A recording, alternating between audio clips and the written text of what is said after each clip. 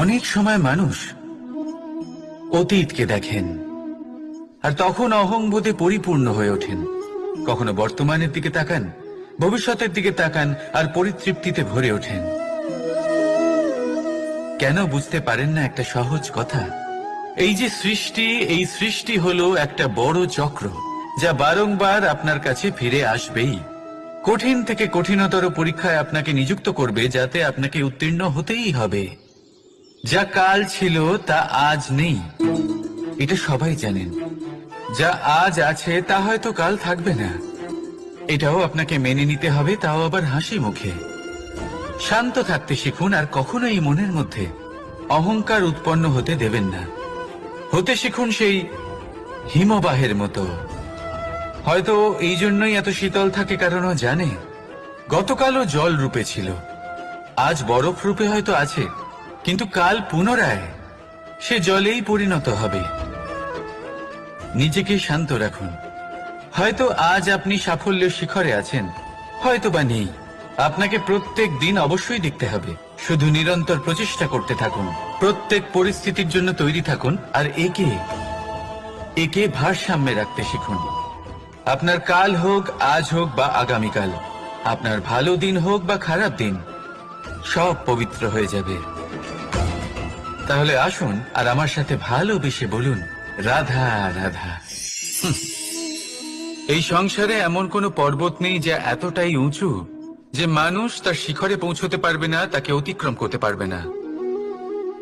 এই সংসারে এমন কোনো সাগর নেই যা কিনা এতটাই গভীর যেখানে মানুষ তার তলদেশে পৌঁছে ফিরে আসতে পারবে না।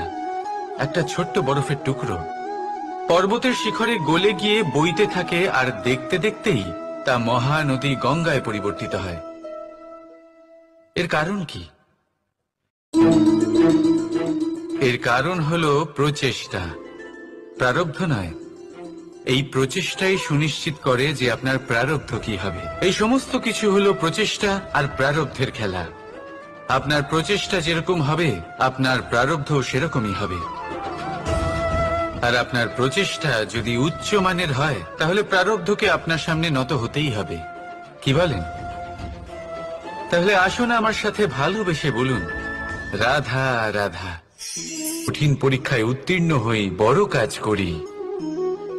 আমাদের মনে হয় এই সংসার আমাদের একটু প্রশংসা করুক, ভালো লাগে। অনেকবার মনে হয় এটা হলো আমাদের কর্মের ফলই বটে, আমরা আনন্দ পাই। কিন্তু যখন আমরা এই প্রশংসা পাই না, তখন কি হয়? আমরা দুঃখী হয়ে যাই, ভেঙে পড়ি। মনে হয় যেন আমার জন্য কেউ চিন্তাই করে না। এমন মনে হয় যেন আমাদের আনন্দে অন্য কেউ আনন্দই পায় না। অনেক রকম ভাবনা আসে। কিন্তু আমি আপনাকে একটা প্রশ্ন করতে চাই। আপনি যে কাজই করেন না কেন, যে কর্মই করেন না কেন, তা কি শুধুমাত্র প্রশংসার জন্য করেন? যদি এরকম হয়ে থাকে, তাহলে সেই ভাবনা এক্ষুনি ত্যাগ করুন। কারণ এই প্রকৃতি আমাদের অন্য শিক্ষা দেয়।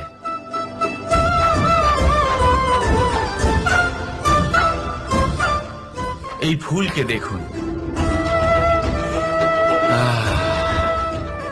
এই যে ফুলের সুবাস, যা আমার মনকে উচ্ছ্বসিত করে তোলে, মনে শক্তি সঞ্চার করে, এই সুগন্ধ। কিন্তু ভেবে দেখুন, ফুলের কিন্তু এই কাজ করার জন্য কোনো প্রশংসারই প্রয়োজন হয় না। এটাই হলো প্রকৃতির শিক্ষা। যিনি সৎ হন, সৎকর্ম করেন, তার কোনো প্রশংসার প্রয়োজন হয় না, কারণ ওনার কর্মই হলো ওনার সুবাস। মনে রাখবেন, আতর নকল ফুলে দেওয়া হয়, প্রকৃত ফুলের তার কোনো প্রয়োজন হয় না। সেইভাবেই আপনিও কর্ম করতে থাকুন শুভ চিন্তা নিয়ে। এই মনকে সব সময় শান্ত রাখুন, স্বচ্ছ রাখুন। যদি এরকম করেন, তাহলে আপনার কর্ম এমন সুবাস ছড়াবে যে আপনার জীবনে শুধু এবং শুধুমাত্র আনন্দই থাকবে। তাহলে এই আনন্দ সহকারে বলুন, রাধা রাধা। জীবন, এই জীবন আসলে কি?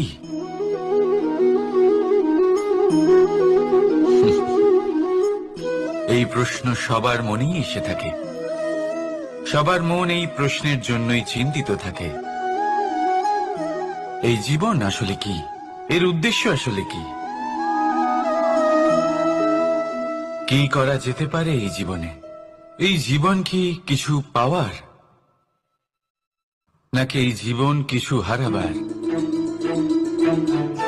এই জীবন কি আসলে সেটাই যেখানে আমাদের পরমাত্মার খোঁজ করা উচিত, নাকি আমাদের ধাবিত করা উচিত নিজেদের স্বপ্নের লক্ষ্যে? এই জীবন আসলে কি? এই জীবন আসলে অত্যন্ত সরল। এ হলো শান্ত জলের মতো, একটা আয়নার মতো এই জীবন। এই জীবন আসলে ঠিক যেন এক আয়নার মতো। আয়না কি করে? আপনাকে সেটাই দেখায় যা আপনি করে থাকেন।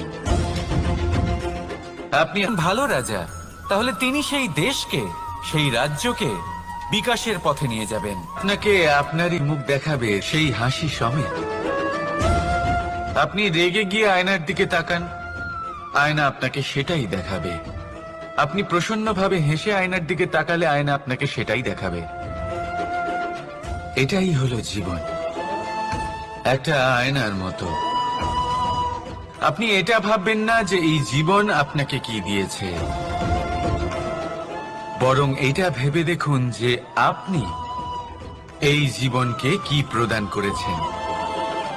যদি আপনি এই জীবনকে সুখ প্রদান করেন, আনন্দ দিতে পারেন, ভালোবাসা দিতে পারেন, তাহলে এই জীবনও আপনাকে সুখ, আনন্দ আর ভালোবাসাই দেবে।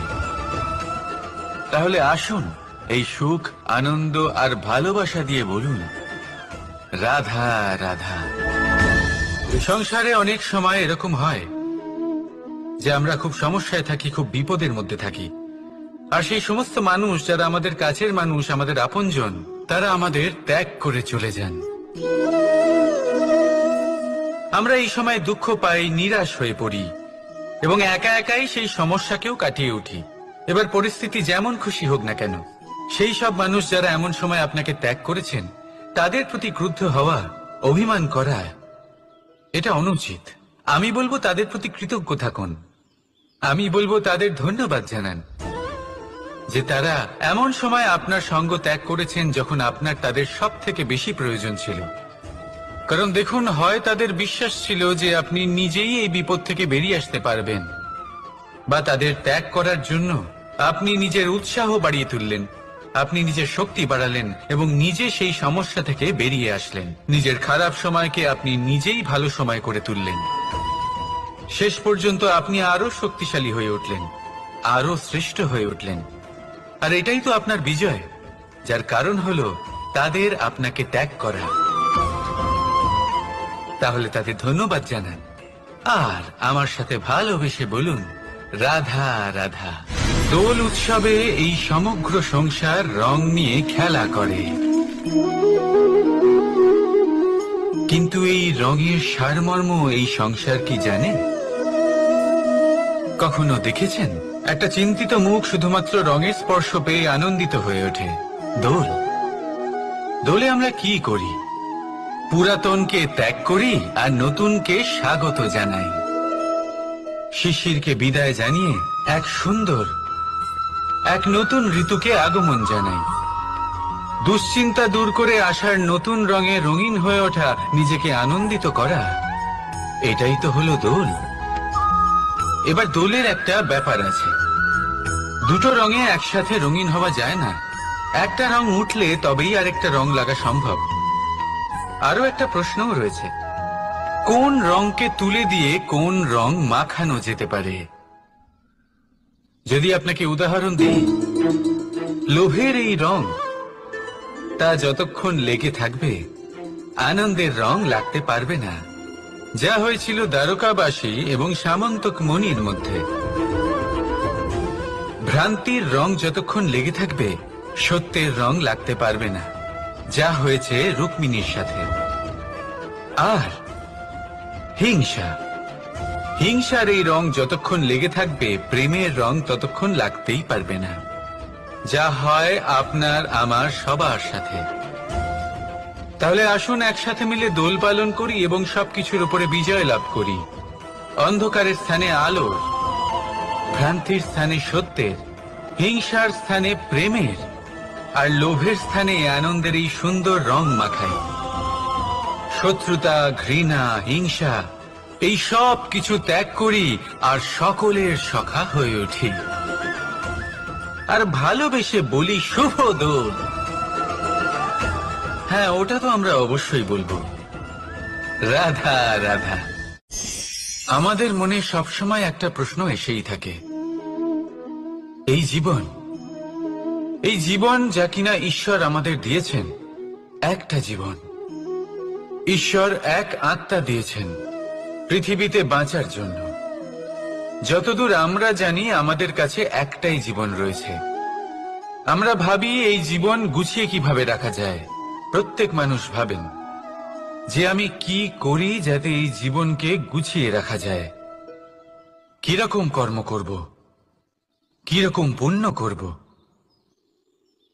কি ধরনের শাস্ত্র পড়ব যাতে আমি সেই জ্ঞান অর্জন করি যাতে জীবনটা সুন্দর করে তুলতে পারি। আমাদের সমগ্র জীবন কেটে যায় এই প্রশ্নের উত্তর খুঁজতে, সেই শাস্ত্র অধ্যয়ন করতে। এমন অনেক মানুষ তাও বুঝতে পারেন না। আসুন আজ আমি আপনাকে একটা সহজ কথা বলি, যার দ্বারা আপনি নিজের জীবন সুন্দর করবেন। জীবন, জিহ্বা, এদের দুজনেরই হলো একটাই রাশি। জিহ্বা অর্থাৎ আপনার কথা। এই কথাকে সংযত রাখুন, একে সুন্দর করে তুলুন, মধুর কথা বলুন, যতটা সম্ভব একে নিয়ন্ত্রণে রাখুন। আপনার জীবন সুন্দর। যদি মানুষের মনে প্রেম থাকে তাহলে ধরে নিন সে জীবিত রয়েছে, আর যদি না, কারণ এই শব্দ হয় অত্যন্ত শক্তিশালী। এটা হলো এমন এক বন্ধন যা আপনার সামনের মানুষকে আপনার ব্যক্তিত্বের সাথে জুড়ে দিতে পারে। তাই এই শব্দ সংযত রাখুন, একে সুন্দর করে তুলুন। আপনার জীবন আপনা থেকেই সুন্দর হয়ে উঠবে। আর আসুন এই মধুর সুন্দর অনুভূতি দিয়ে বলুন, রাধা রাধা। এই জীবন আসলে কি? এ হলো জন্ম থেকে মৃত্যু পর্যন্ত এই সময়। কিছু মানুষ এটা বলে থাকেন যে এই যে নিঃশ্বাস নিচ্ছি, এই হলো জীবন। আর প্রত্যেক ব্যক্তি, প্রত্যেক প্রাণী, তাদের নিঃশ্বাস নির্ধারিত থাকে, নির্দিষ্ট হয়ে থাকে। তাকে সেই নির্ধারিত নিঃশ্বাস নিতেই হয়, তারপর তিনি মৃত্যু লাভ করেন। কিন্তু এটা কি সত্যি? সত্যি কি মনুষ্য জীবন এই নিঃশ্বাসের উপর নির্ধারিত থাকে? এই নিঃশ্বাসের গণনাই কি মনুষ্য জীবনের অস্তিত্ব? কখনোই নয়। মনুষ্য জীবন শুধু কিছু নিঃশ্বাস নয় যা একদিন থেমে যাবে। মনুষ্য জীবন হলো সেই নিঃশ্বাসের মধ্যেকার সেই সময় যা দেখে অন্য কারোর নিঃশ্বাস স্তব্ধ হয়ে যেতে পারে। সেই মুহূর্ত যেখানে মানুষ আপনার মধ্যে সেই প্রেম দেখতে পারে, আপনার সাহস দেখতে পারে, আপনার শক্তি দেখতে পারে, আপনার চেষ্টা দেখতে পারে, আপনার পরিশ্রম দেখতে পারে, অন্যায় আর দুর্নীতির বিরুদ্ধে আপনার যুদ্ধ দেখতে পারে। জীবনে গুরুত্বপূর্ণ সেই মুহূর্ত, সেই সময় যেটা আপনি বেঁচে আছেন। সেই সময়ে আপনি এই সংসারের অন্য ব্যক্তিদের জীবন বাঁচার একটা দিশা দেখাতে পারেন, একটা প্রেরণা যোগাতে পারেন, শক্তি দিতে পারেন, আশা দিতে পারেন। তাই জীবনে এটাই করুন, এমন একটা জীবন যাপন করুন যা অন্যের জন্য আদর্শ হয়ে থাকে।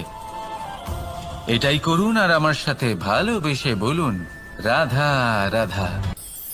আমরা সবাই নিজেকে স্বচ্ছ রাখতে চাই, আর দেখতে গেলে এটা হলো আমাদের কর্তব্যও বটে। এবার এটার জন্য আমরা কি না করি।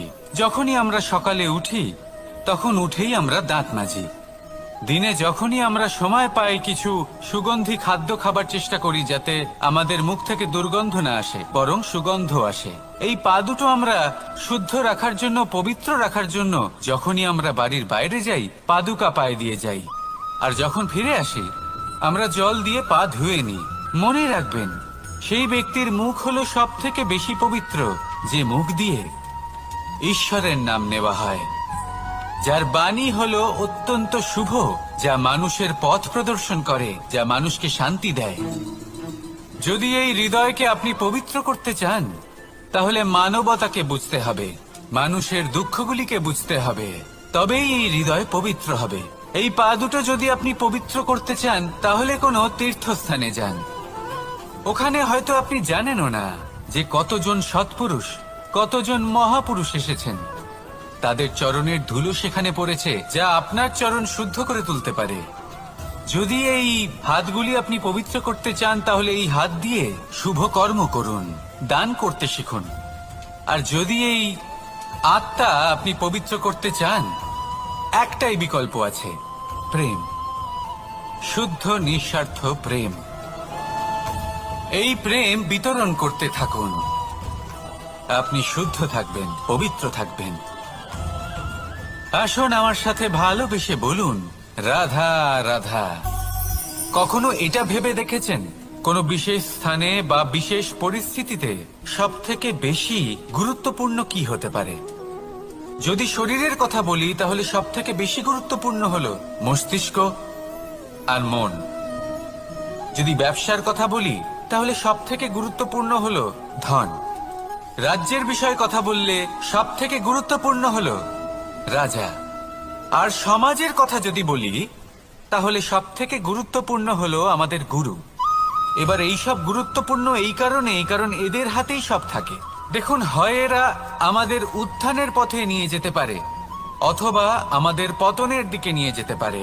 এবার যদি কোনো অসামান্য রাজা হন, যিনি কিনা সত্যবাদী, যিনি একজন ভালো রাজা, তাহলে তিনি সেই দেশকে, সেই রাজ্যকে বিকাশের পথে নিয়ে যাবেন, আর নয়তো অন্ধকারের পথে নিয়ে যাবেন। যদি এবার গুরুর কথা বলা হয়, তাহলে জেনে রাখুন, গুরু যদি শ্রেষ্ঠ হন, তাহলে সংস্কৃতির সর্বশ্রেষ্ঠ স্তরে উনি এই সমাজকে নিয়ে যাবেন। যদি গুরু পাখণ্ডী হন, লোভী হন, লালসাগ্রস্ত হন, তাহলে এই সমাজেও এই পাখণ্ডতা, এই লোভ, এই লালসাই প্রকাশিত হবে। ঠিক এইভাবেই জীবনে, মানুষের জীবনে প্রেমেরও এক গুরুত্বপূর্ণ স্থান রয়েছে।